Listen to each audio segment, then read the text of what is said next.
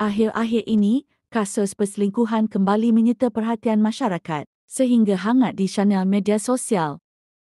Dalam hal ini, Profesor Dr. Sutina dari dosen psikologi keluarga Universitas Airlangga menanggapi masalah selingkuh ini. Katanya selingkuh merupakan sebahagian dari kegiatan emosional dan seksual seseorang yang berlandaskan komitmen. Selingkuh dalam ilmu sosiologi termasuk perbuatan menyimpang dari norma-norma yang berlaku, termasuk norma agama, sosial dan lain-lain. Penyebabnya sama ada dari faktor internal atau eksternal. Faktor internal terbentuk dari diri si pelaku, iaitu dari dorongan psikis dan biologis. Sementara faktor eksternal terbentuk dari luar si pelaku, seperti suasana lingkungan atau suasana sosial. Profesional Sutina mengungkapkan ada 5 pendorong perbuatan selingkuh tersebut secara umum, antaranya ialah 1. Kebutuhan seksual. Perilaku manusia yang menyebabkan dirinya berselingkuh dengan alasan hanya ingin merasakan variasi seksual dan romantisme yang berbeza dari pasangannya.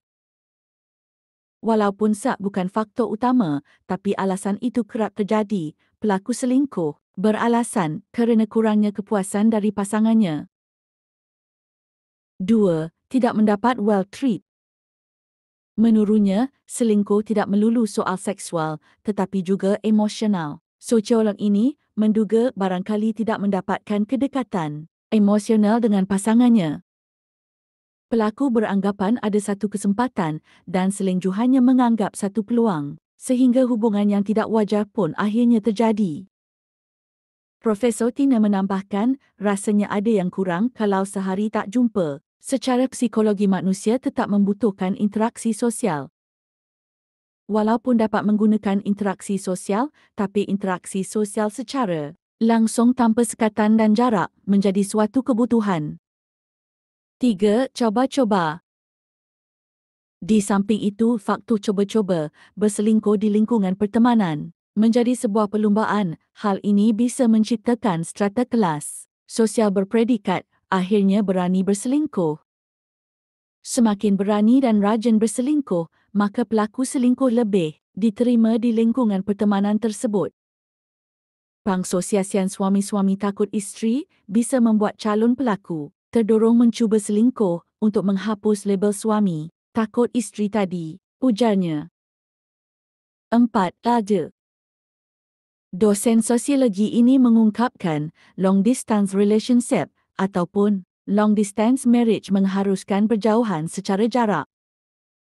Beliau menegaskan bahawa tidak semua pasangan kahwin berselingkuh. Hal tersebut hanya berlaku bagi orang-orang yang kurang iman dan suka mengendalikan hawa nafsu. 5. Latar belakang perkahwinan. Selanjutnya, Profesor Tina menjelaskan bagi setiap pasangan yang melewati tahap perjodohan dengan kurangnya masa penyesuaian sebelum perkahwinan. Dari kurangnya masa perkenalan tersebut antara satu sama lain, akhirnya kurang serak.